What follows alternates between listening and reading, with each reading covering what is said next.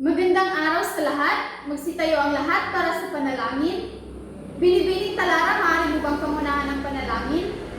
Sa ngalan ng Ama, ng Anak, at ng Espiritu Santo. Amen. Magandang araw muli, BSed Filipino Tuto. Kumusta ang araw ninyo?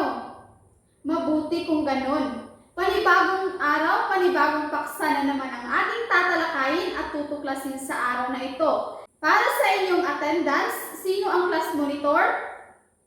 Okay, Binibining Briones, maaari mo bang itala kung sino ang lumiban sa ating klase ngayon?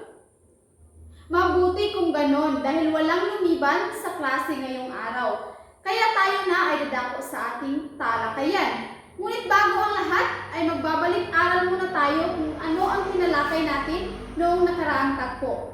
So, sino ang makapagbabalik-aral kung ano ang tinalakay natin noong nakaraang tagpo? Okay, Ginoong Andamon? Tama! Ang tinalakay natin noong nakaraang tagpo ay patungkol sa makrong kasarian sa panonood. So, sino pa ang gusto magbahagi? Yes, Binibining Lim? Tama! Subatit kung naiintindihan ninyo ang tinalakay natin noong nakaraang tagpo, kaya tayo ay tutungo na sa ating panibagong paksa. Ngunit bago ang lahat ay may inihanda akong munting palaro para sa inyo. At ang larong inihanda ko ay pinamagatang Dagdagan Mo Ako. So para sa ating panuto, dagdagan ng isang salita o parirala upang maging malinaw ang diwa ng pangungusap. So naiintindihan lang ba ang ating panuto, class? Mabuti kung ganon. So narito ang unang pangungusap. Si Ana ay tumakbo, patlang. So sino ang gustong sumagot? Okay, Binibining Aratan. Maraming salamat, Binibining. Si Ana ay tumakbo na mabilis. So narito ang ikalawang pangungusap. Ang mga bata ay naglalaro, patlang. Sino ang gustong sumagot? Yes, Ginoong Makinano? Tama! Ang mga bata ay naglalaro sa labas ng paaralan. So, sa pamamagitan ng palaro natin ito ay dito natin matutukoy kung ano ang paksang tatalakay natin ngayong araw. So, ngunit bago ang lahat ay narito muna ang ating layunin. Pagkatapos ng 10 minutong talakayan, ang mga mag-aaral ay inaasahang natutukoy ang kahulugan ng pang-abay at tatlong pangunahing uri nito, nakakabuo ng mga pangungusap na may taang manggamit ng pang-abay at naipapakita ang pagpapahalaga sa malinaw na pagpapahayag sa pamamagitan ng wastong paggamit ng pang-abay sa pangungusap. So makakamtan lamang natin ang mga layunin ito kung bibigyan niyo ako ng pera. P para sa partisipasyon, E para sa enerhiya, R para sa respeto, at A para sa aktibong pakikilahok. So makakamtan ba natin ang mga layunin ito, BSed Filipino Tuto? Mabuti kung ganon. Kaya tayo na ay tutungo sa ating formal na talakayan. At ang magiging paksa natin ngayong araw ay ang pang-abay. So sino ang may ideya kung ano ang pang-abay? Yes, Ginoong Andamon? Tama! Ang pang-abay ay bahagi ng pananalita na nagbibigay turing o nagpapaliwanag sa pandiwa, pang-uri o kapwa pang-abay. So madali lang nating maiintindihan kung ano ang pang-abay. Ito ay sumasagot sa tanong na saan, kailan o paano naganap ang isang kilos o pangyayari. So may tatlo tayong pangunahing uri ng pang-abay. Ito ang pang-abay na pamanahon, pang-abay na panlunan at pang-abay na pamaraan. So, una nating tatalakayin ang unang uri ng pang-abay at ang pang-abay na pamanahon. Ang pang-abay na pamanahon ay sumasagot sa kailan. Nagsasaad kung kailan ginanap ang isang kilos. So, madali lang nating maiintindihan, no? Ang pang-abay na pamanahon, ito ay sumasagot sa tanong na kailan nangyari o naganap ang isang kilos. So, narito ang ating halimbawa. Bukas kami pupunta sa bayan. So, sino ang makapagbibigay ng ideya kung nasaan ang pang-abay sa salitang ito o sa pangungusap na ito? Yes, Binibining Aratan?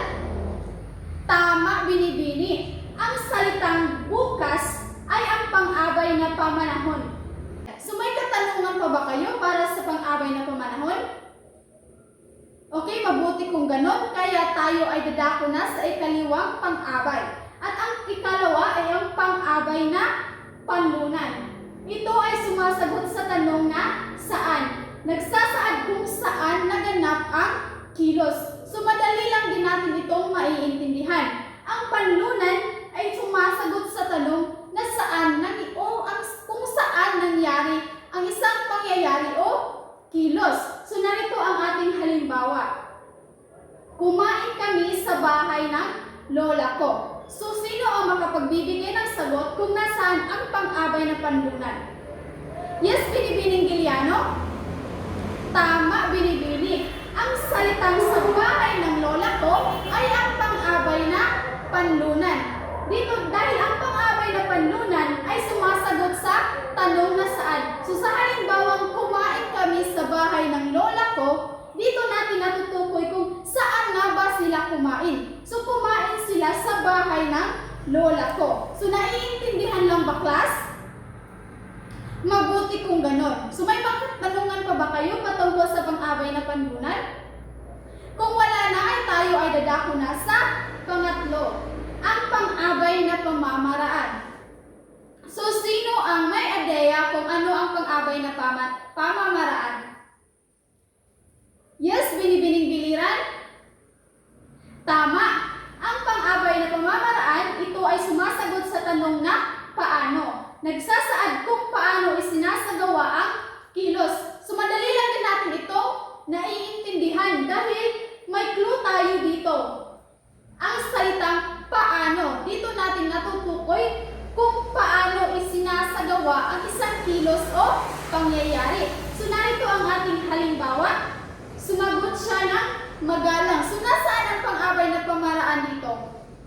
Yes, Binibining Aratan. Tama, Binibini. Ang salitang magalang ang siyang pang-abay na pamamaraan. Dahil ang pang-abay na pamamaraan ay sumasagot sa tanong na paano. So paano nga ba siya sumagot? Sumagot siya ng magalang. So tama, Binibini. So may katanungan pa ba kayo para sa pang-abay na pamamaraan? Okay, maraming salamat dahil batid kong naiintindihan ninyo. So, may katanungan pa ba kayo para sa pang-abay, mga uri nito? Kung wala na, ay ako ang magtatanong. So, bakit mahalaga ang pang-abay sa pangungusap? Ano ang posibleng mangyari kung wala ito? Sino ang gustong magbahagi ng kanilang sagot? Yes, Ginoo Ludripas? Okay, maraming salamat, Ginoo. Ang pang-abay ay mahalaga sa isang pangungusap dahil ito ay nagbibigay linaw sa mga detalye o kung nais ipahiwatig ng pangungusap. So ano nga ba ang posibleng mangyari kung wala ito? Ang posibleng mangyari dito ay magulo ang isang pangungusap o hindi natin madaling makuha kung ano ang nais ipahiwatig ng isang pangungusap dahil may kulang na salita o kulang ang pang-abay sa isang pangungusap. So, naiintindihan lang ba? May mga katanungan pa ba kayo, class? Okay, kung wala na, ay dadako na tayo sa inyong gawain. So, narito ang ating panuto. Sa lungguhitan ang pang-abay at tukuyin kung anong uri ng pang-abay ang ginamit. So, una, kakain tayo mamayang gabi. So, nasaan ang pang-abay dito? Yes, Binibining Biliran. Tama. Ang salitang mamayang gabi ay ang pang-abay. At anong uri ito, Binibini? Pang-abay na pamanahon. So, ganyan ang gagawin ninyo sa evaluasyon ninyo ngayong araw. So, sagutan ang ikalawa hanggang ikalima, isulat sa kalahating papel. Naikuha lang ba, class? Okay, maraming salamat. Sa inyong takdang aralin naman, gumawa ng maikling talata na hindi bababa sa 5 pangungusap tungkol sa inyong karanasan sa buhay o eskwela. Gamitin ang mga uri ng pang-abay at sa lungguhitan ang mga ito. So, naiintindihan lang ba, class? Okay, mabuti kung ganun. May mga katanungan pa ba kayo tungkol sa tinalakay natin noong nakaraang araw? Sure na? Wala na kayong mga katanungan? Okay, maraming salamat. Kung gayon ay magsitayo ang lahat para sa panapos na panalangin. Binibining Giliano, maaari mo bang pangunahan ang panapos na panalangin? Sa ngalan ng Ama, ng Anak, at ng Espiritu Santo. Amen. So paalam, BSL Filipino Tuto.